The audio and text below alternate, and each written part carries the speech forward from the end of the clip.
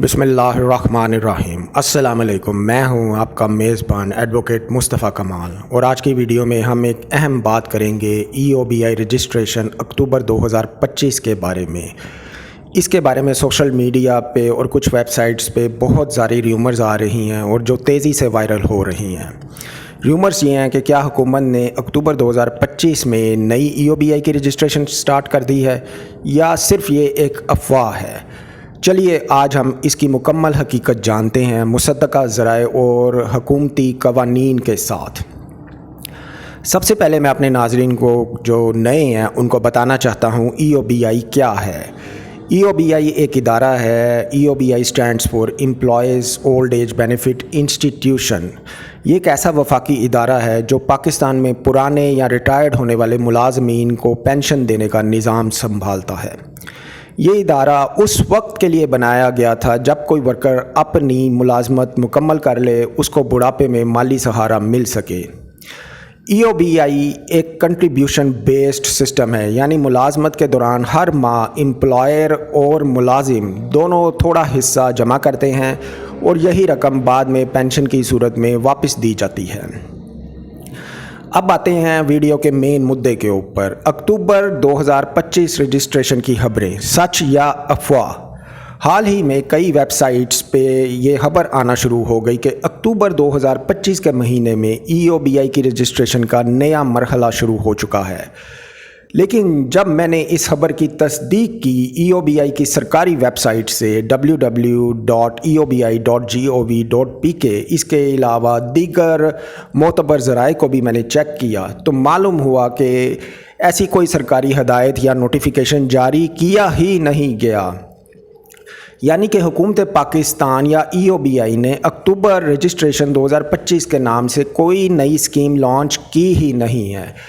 اصل قانون کے مطابق اگر کوئی نیا ادارہ یا کمپنی 10 یا اس سے زائد ملازمین رکھتی ہے تو اسے لازمی طور پر 30 دن کے اندر اندر EOBI میں رجسٹرڈ ہونا ہوتا ہے، اور یہ قانون پورے سال کے لیے لاگو ہوتا ہے، نہ کہ صرف اور صرف اکتوبر کے مہینے میں۔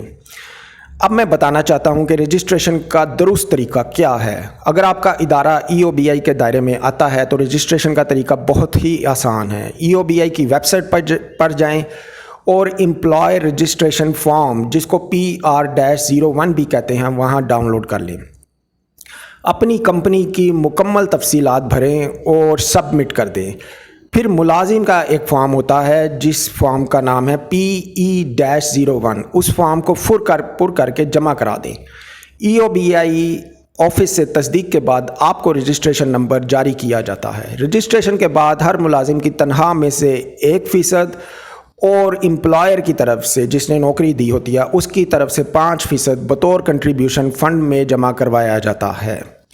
جو امپلائر نے 5% جمع کروانا ہوتا ہے وہ ملازم کی تنخواہ میں سے نہیں وہ جمع کراتا، وہ ملازم کی ٹوٹل تنخواہ کا 5% جمع کراتا ہے۔ یہ ملازمین کو یاد رکھنا چاہیے۔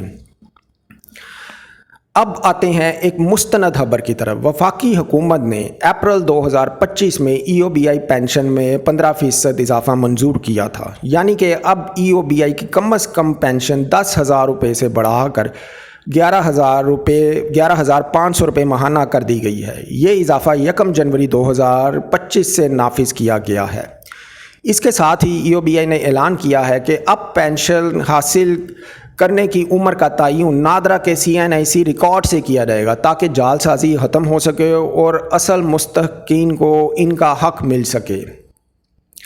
EOBI رجسٹریشن کا مقصد کیا ہے؟ حکومت کا مقصد یہ ہے کہ زیادہ سے زیادہ پرائیویٹ ورکرز اس اسکیم میں شامل ہوں تاکہ پاکستان میں بڑھاپے کی مالی مشکلات کم ہوں۔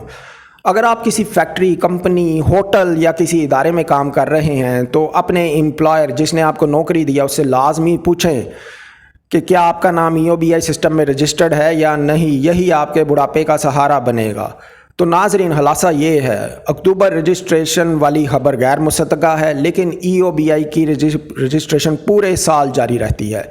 اگر آپ خود یا آپ کا ادارہ اہل ہے تو ابھی EOBI کی ویب سائٹ پر جا کر آن لائن رجسٹریشن کریں اور پینشن میں اضافے کے سرکاری فیصلے سے ضرور فائدہ اٹھائیں۔ اگر آپ کو یہ ویڈیو معلوماتی ثابت ہوتی ہے تو اسے لائک کریں، شیئر کریں اور سبسکرائب ضرور کریں تاکہ ایسی مزید مصدقہ حکومتی اپڈیٹس آپ تک بر وقت پہنچ سکیں۔